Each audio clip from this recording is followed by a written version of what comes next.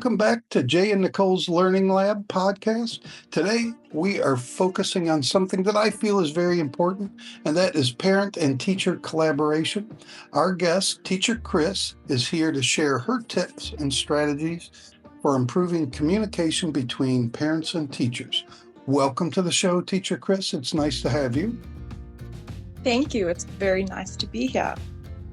Thank you again for coming, Teacher Chris. We are so excited about this topic, the collaboration between parents and teachers. Usually there's quite a bit of a divide there, and we don't usually communicate quite as well as we should. But that brings me to our myth today. Parents and teachers should handle their own areas separately without overlapping.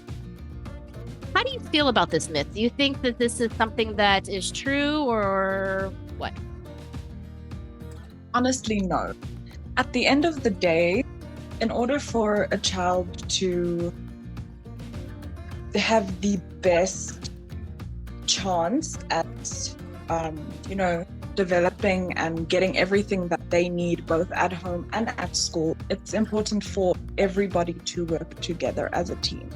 If there's a divide, then it's going to be a lot harder on the child at the end of the day.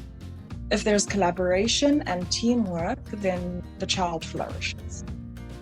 I couldn't agree with you more. I know that in recent years, oftentimes, at least in the US, it seems almost like the parents and teachers are at odds with each other or almost combative, where it's, your child is doing this, my child would never, instead of realizing that we need to step back and work for the child, not against the child. One supports the other. So I couldn't agree with you more. Go ahead. I take the approach that we're on the same team. Right? The parents and I. We have the same goals. We should anyways. But yeah, I've always taken that approach. Always. I've always told my colleagues, the teachers and parents that I've worked with, at the end of the day, it's you and me versus the problem or the challenge, not you and me versus each other. And Whatever the challenge is, it's not going to help we, are constantly fighting, because that's not going to actually help fix the problem. Exactly. So can you tell us a little bit about your background and how you became, involved in this and fostering these teacher-parent relationships? So I actually started teaching about 8 years ago. I specialized in early childhood development with a focus on children with special needs. So I started my own preschool for families with children who have special needs like autism, cerebral palsy, all sorts of challenges that they're facing. And because here in South Africa, we do have a very big poverty line, my school specifically works with low-income families as well. So what I do, apart from teaching, is the company that I have, EduSprouts. We actually go into rural areas and we do trainings with creches and preschools there, and we help train the teachers, because a lot of teachers don't have any training or experience. They're just, aunties and moms and grannies who want to make a difference but don't know how. So we go in, we actually train them, give them resources, and help them so that they can better help the kids. Interesting. So that brings us back to the parent-teacher collaboration. So maybe a wider community collaboration. How does fostering that improve your outreach? So with what we do, the more stakeholders we have that come into play, the more community members, local businesses, different members of families at our school and schools that we work with who get involved, we not only make a difference, for that specific school, but also for the larger community. We did a project recently where we went into one of our rural areas and we actually built a school. We contributed to actually building, building a building for them with flushing toilets, running water, setting up a kitchen so that they could provide meals for the children. I actually made a bunch of teaching resources for them. So like posters and curriculum and everything that they could use. And with English not being their first language here as well, a lot of the stuff we do has to be multilingual. So that's also something we have to take into consideration. And with everything that we do, the more people we have that get involved, the bigger reach we have. So a lot of the people that help with these projects are members of families that we've worked with previously who might have building experience or plumbing experience or whatever it may be, who get on board because they see the impact that we have and that we're making in their community. So they want to help more and reach more people. Now, you said uh, with the parents and the grandparents, their education level might not be as high. How does that work if they possibly don't speak English? So that's where we are very fortunate to have other teachers on our team who do speak their languages. So Mhm. like I said earlier as well, here in South Africa, we have 12 official languages. Right. And the majority of South Africans speak an average of 3 to 4 languages. So even though I can't speak a lot of the African languages, I have people in my circle who do. So if I Right. can't directly communicate with a parent or with, a team member, then somebody else in the circle is there who can. Okay. Okay, good. Now, do you ever run into a case where maybe the child is autistic? I think you mentioned you dealt with the it's gotta be, I've taught autistic kids before, that's not my forte at all, and it's it's an exercise in patience for me. Um, um, how do you ever have parents that haven't learned that they need to be patient, and how do you communicate with them? How do you help them with that? So, in a lot of cases, in my experience so far, because I specifically focus on children with autism, that's what I specialized in. Um, a lot of cases that I've dealt with was not even just a matter of parents needing to learn to be patient. It was also a matter of them needing to actually understand what their child is dealing with. Right, Because unfortunately, there's such a big stigma around children with disabilities or learning, challenges or difficulties. And here in South Africa, it's even bigger because of, you know, a cultural and traditional aspect. So for a lot of parents that I've dealt with previously, they refused to believe that there was something wrong with their child, that they had you a know learning disability or problem, and they automatically just told me, no, my child is possessed or it's witchcraft, because that is what they right, culturally, right, are raised to believe.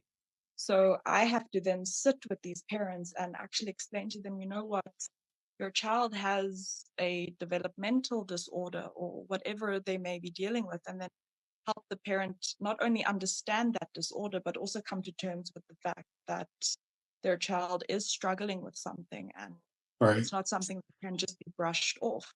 Because what I've also unfortunately seen a lot of is parents choose to just ignore the problem thinking it'll go away.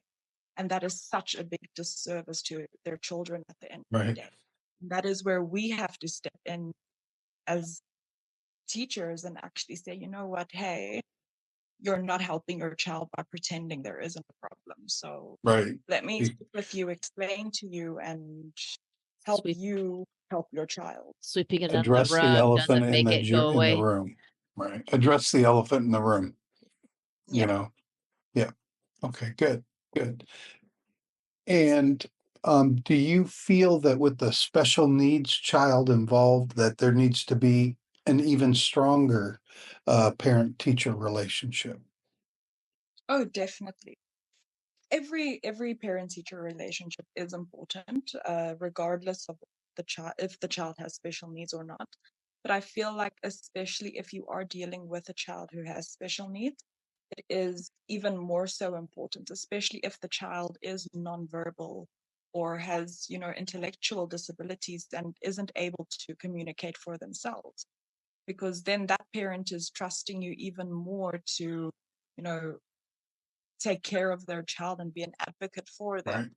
Right. And you have to then really bridge the gap there.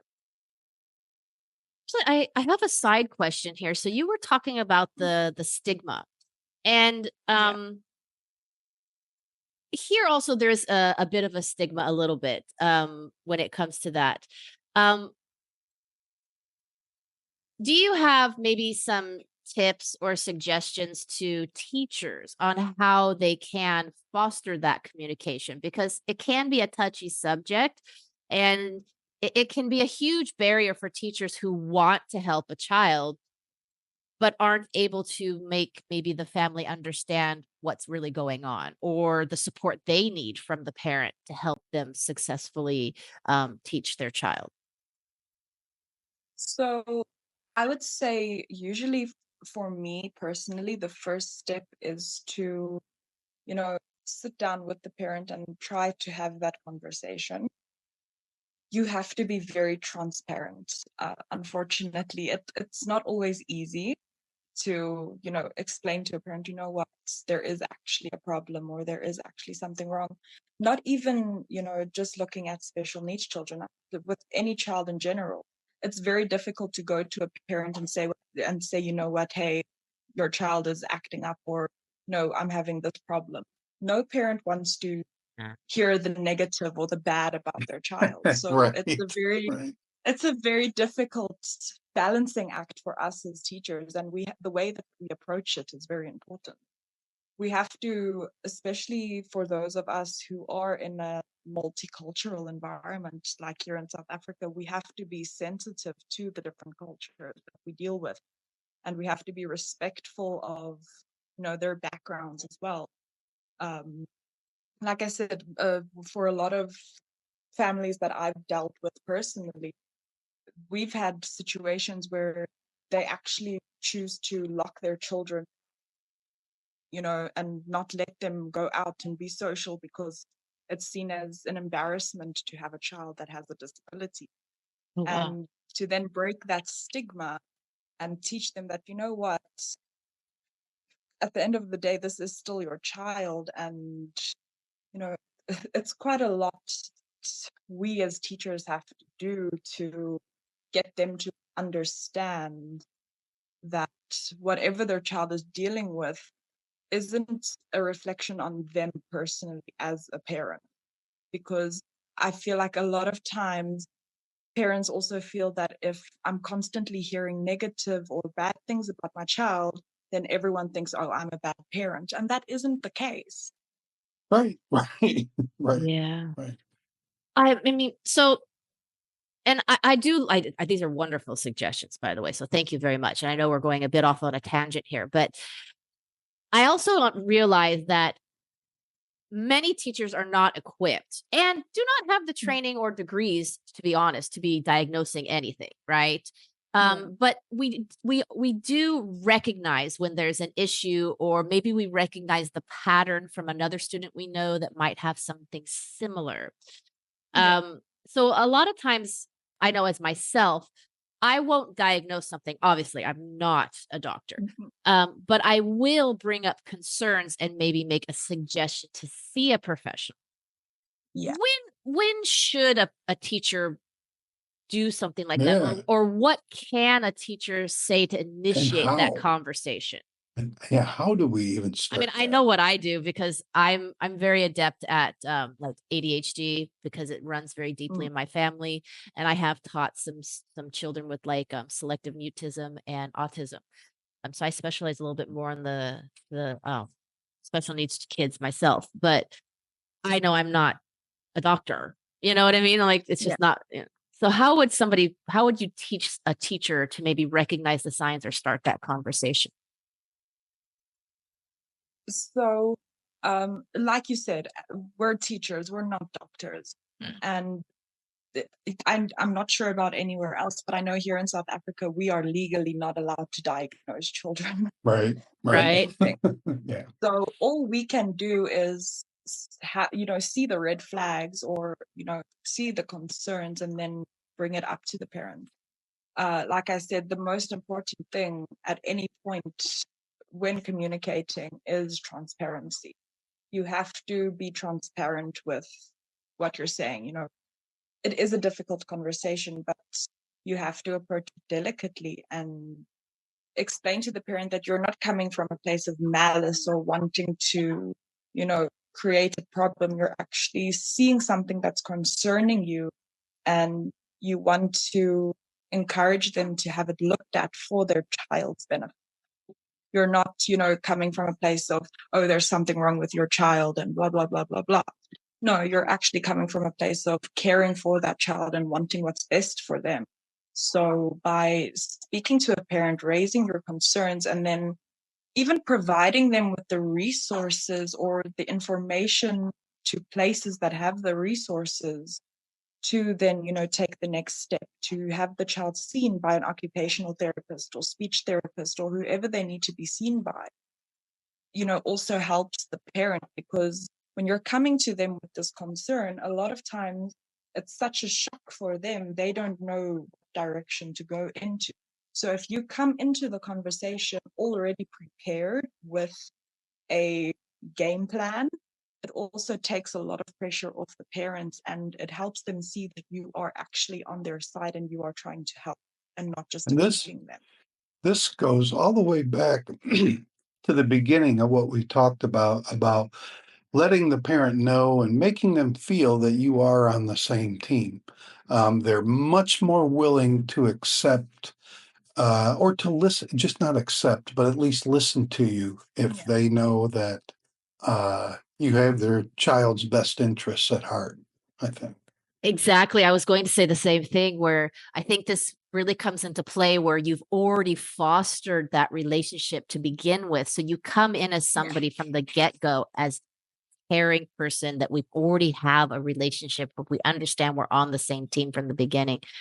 Now, the reason I bring this up is that some of us are online individuals and some of us work for schools.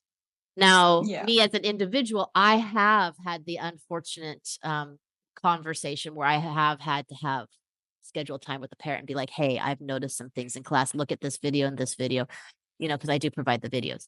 Yeah. But some teachers are very uncomfortable with that. And that's why I brought it up, because if you work for a school system, you could go to your direct supervisor or principal or whoever the head teacher is and bring your concerns that way and have it addressed maybe through a different avenue if you're not comfortable with that conversation.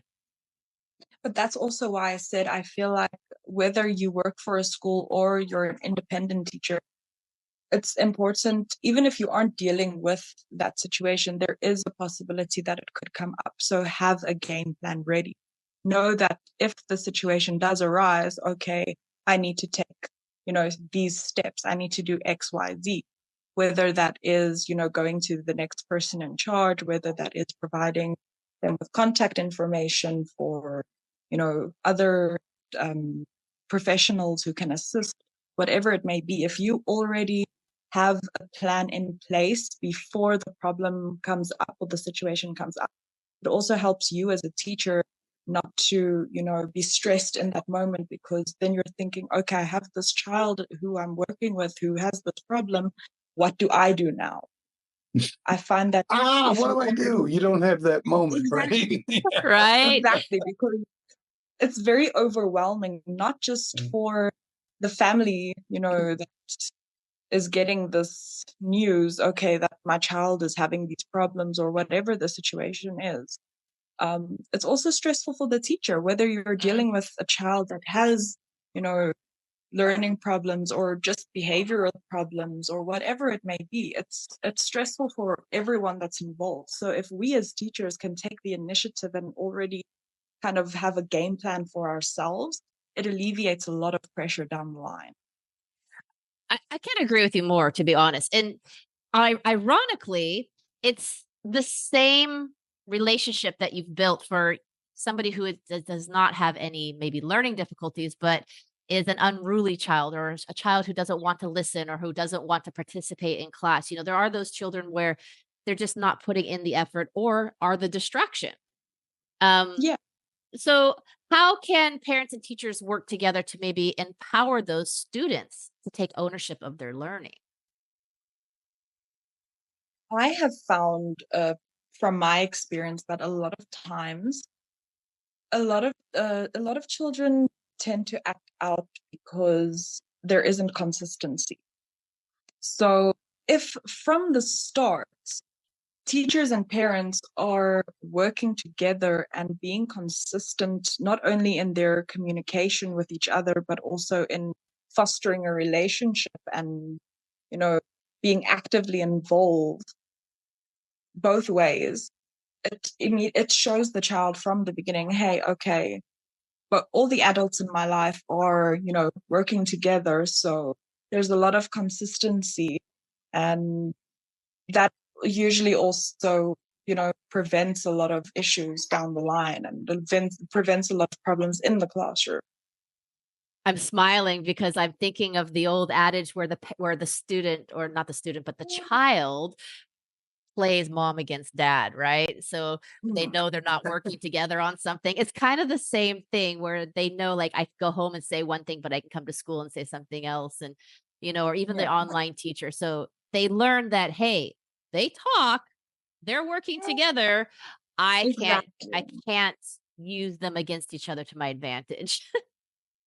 Now, we've talked mostly about the teachers, but what can the parents do to help Right? really develop that relationship for the good of their child? What can Good they point. do? I think a lot of parents need to come into the situation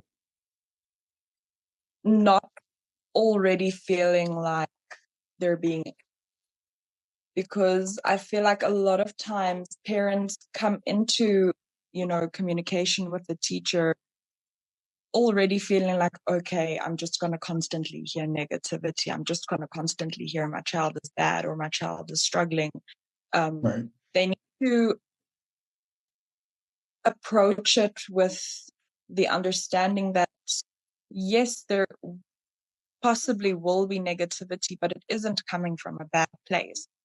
And as much as it is a teacher's responsibility to communicate and involve the parent in what's happening in the class, it's also a parent's responsibility to involve themselves, ask Right. questions, Right. reach out to the teacher, find out what's happening. Don't wait for the teacher to tell you, hey, okay, I'm having this problem, or, this is what's going on. If you're already taking the steps to be in communication, even if it's just a message, every 2 weeks, to be like, hey, how's it going?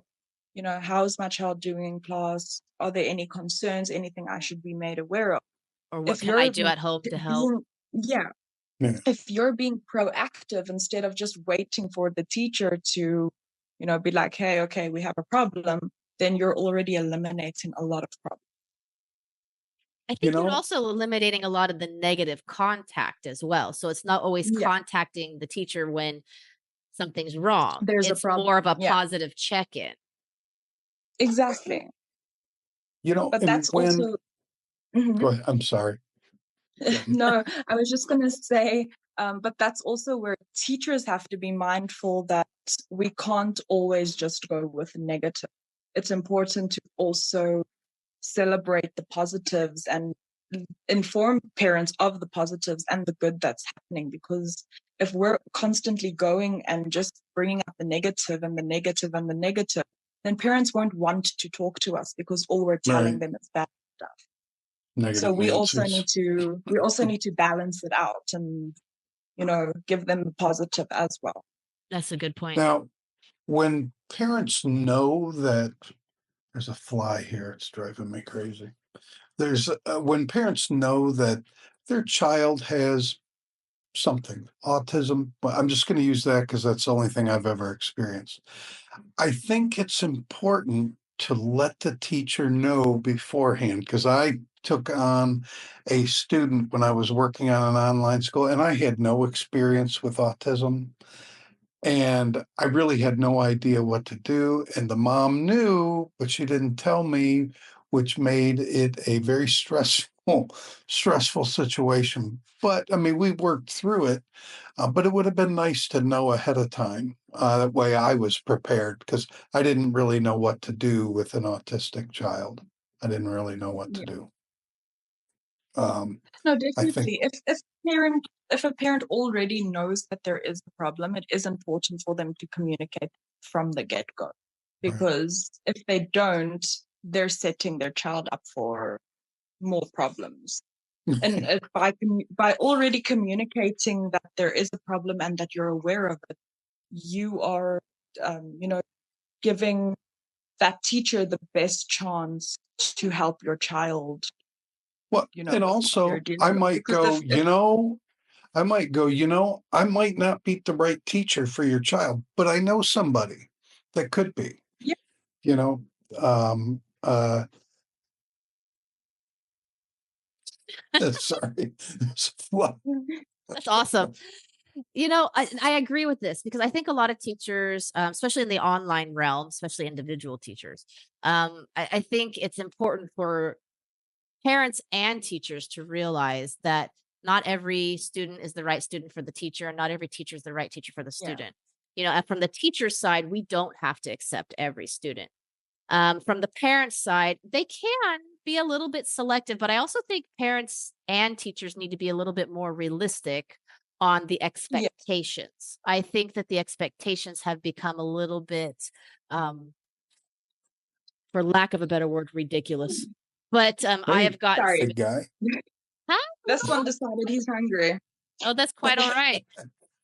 Little 10-week-old, so cute. Uh, So we've talked about maybe facilitating the kids, um, you know, how uh how we can empower kids to take charge of their learning, right? But what role can the student play? So we've talked about the parents playing a role and the teachers playing a role, but we're ultimately talking about the student themselves. What Yeah. responsibility do they have? What role can the student play in maybe strengthening that relationship or teaching them how to strengthen or be participate in that relationship? So I would say that a lot of times, for hmm, I know so it's a different question, right? Because we always talk. yeah. I've okay. I'll give my example for a Mhm. start. I my son is a good example about this. So my son hated it, absolutely detested when the parent and like me as the parent and like a teacher when kids were in school when we weren't homeschooling, when we would always talk about him but not actually directly involve him, or he didn't feel like he had a say and choice in things. So he didn't have a role in strengthening that relationship or participating in it. Now I understand some of the younger kids don't have a whole lot of choices, but I think sometimes the reason they act out is because they don't feel like they have any control over what's happening or participating, and Yeah. everybody's talking about them without really involving them. Does that make more sense? Yeah. No, definitely. Um, that definitely does make a lot of sense, and I completely agree that a lot of times, a lot of problems do arise because children feel like they aren't, actively involved in what's happening with them. Everyone else is making decisions for them and about them, and they don't have a say. And honestly, it goes for any age group, whether you're dealing with a 5-year-old or a 15-year-old. They want to feel like they have a say in what's happening with them. So it is important for parents and teachers to keep that in mind and give them the opportunity to share their opinions and their ideas and their thoughts about what's happening. And if you are able to give them choices, about what to do or what the next step may be, then, you know, give them those choices and hear what they think would be the best for them, but also provide them with enough information in a way which makes sense to them so that they can make an informed decision for themselves as well. It shouldn't just be a matter of, oh, I'm your parent, you do as I say, or I'm your teacher, you'll do as I say. You If haven't been we, to my house then. Okay, let's be real. We're all parents, okay?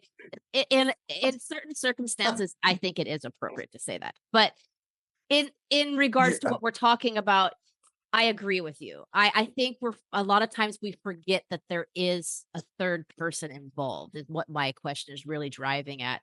Yeah. Giving them the opportunity to have safe choices. So they're not actually making the decisions. They're given a set of choices that have already been decided upon as options and giving them an Yeah. input from that standpoint. That's what I Exactly. No, you're exactly right with that. And yes, Okay. sometimes it is necessary. Like Jay said, sometimes it is necessary, but a lot of times we have make to executive also decisions. understand that we're also dealing with people. They are people within their own right, and we are doing them a disservice if we don't give them the opportunity to think for themselves and make choices for themselves. And I think that brings That's back that question where I had said, how can we make the students responsible for their learning? By giving them the choice to participate and make decisions about that learning. right. And that's Exactly. honestly, that's part of just growing up. As you get older, some of us never really grow up, but as you get older, you're given more freedom to make more decisions. I think that's important. I also think Just it's don't tell important, my son that. right? I also think it's important to give appropriate options for the age Yeah. and the developmental ability of that child. So we're not going to give the same choices to a 15-year-old that we're going to give to a 5-year-old or to a 10-year-old, but the 12-year-old who's maybe higher on the autistic scale, right? So we need to make sure they're also appropriate. Yeah. I'm No, loving definitely.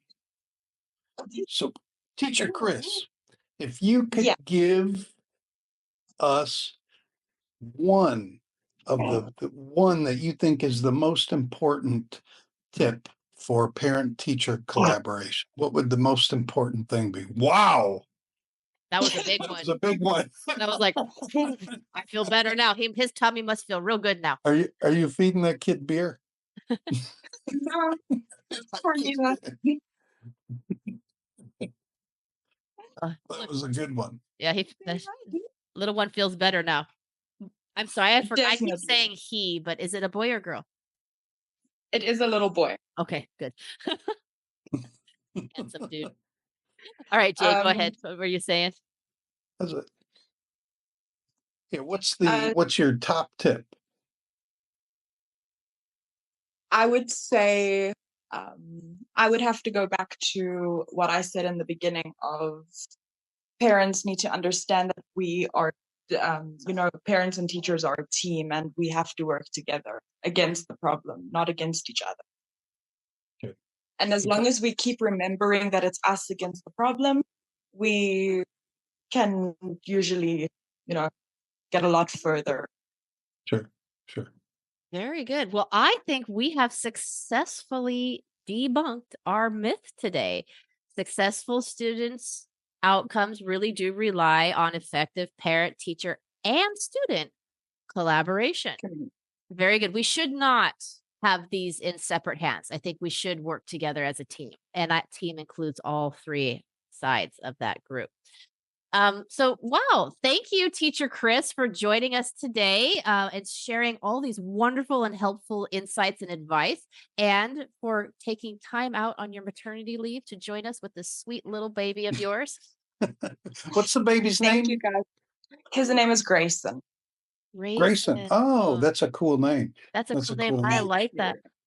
Well, I do hope that these strategies and these insights have really helped our listeners today, parents and teachers, to really think about how they communicate to each other and ultimately why they're communicating with each other, and do so openly with, great insight into the ultimate outcome, which is the success of the student. So don't miss our next episode, everybody. I can't wait to continue this conversation and see where we go down the road between our parents, teachers, and I don't know what else to say after that. Good. Train of thought mid-sentence. Isn't that awesome? Oh my goodness. Oh. Anyways, Jay, you can add something to the end of that. You're gonna have to I just wanted to say, if somebody wanted to contact you, how could they find you? Oh, good.